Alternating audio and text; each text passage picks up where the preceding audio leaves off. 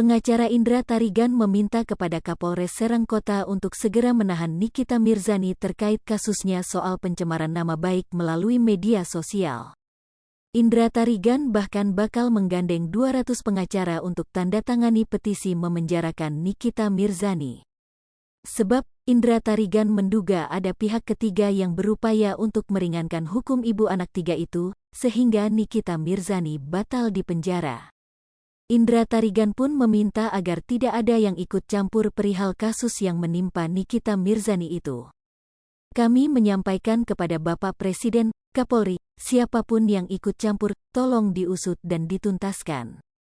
Jangan bilang aset negara, dia, Nikita Mirzani, bukan aset negara, kata Indra Tarigan saat ditemui di Polres Metro Jakarta Selatan, Senin, tanggal 25 Juli tahun 2022.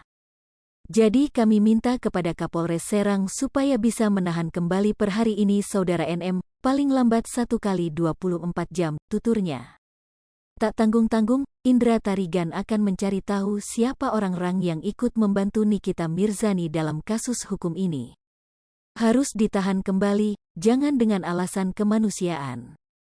Seperti yang saya bilang tadi, siapapun yang berada di belakang Anda, tolong mundur, karena akan semakin rame, ucap Indra Tarigan. Lebih lanjut, Yafet Rizky, kuasa hukum Dito Mahendra, sangat menyayangkan jika Nikita Mirzani tidak dilakukan penahanan. Namun, Yafet mengapresiasi langkah penyidik dalam memprotes kasus kliennya terhadap Nikita Mirzani. Saya selaku kuasa hukum Dito Mahendra tentu menghormati keputusan penyidik. Di sisi lain, banyak juga yang mempertanyakan kenapa setelah ditangkap dengan upaya yang begitu maksimal tapi dilepaskan begitu saja, ujar Yafet.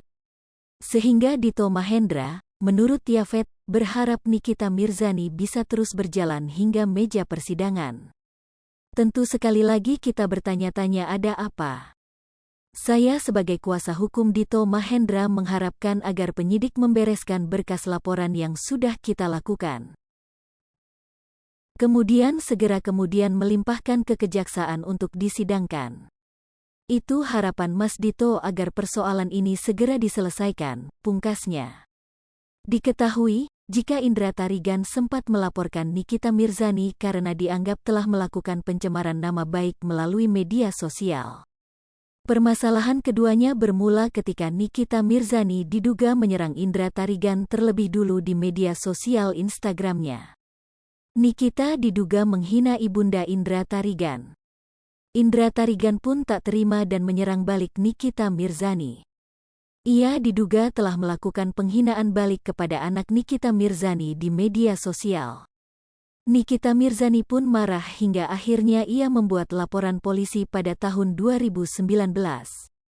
Begitupun Indra Tarigan yang melakukan hal sama dengan melaporkan Nikita atas kasus dugaan pencemaran nama baik melalui media elektronik. 2 tahun berselang, kasus tersebut sempat menghilang hingga dilupakan. Kini, masalah itu pun akhirnya diadili di meja hijau. Namun, laporan Nikita Mirzani yang lebih dulu masuk ke Pengadilan Negeri Jakarta Selatan dengan nomor perkara 19 PIT Sus 2022 PNJKT Sel. Hai pemirsa Sri Popo TV, jangan lupa komen, like, dan subscribe serta tonton terus berita-berita terupdate lainnya ya.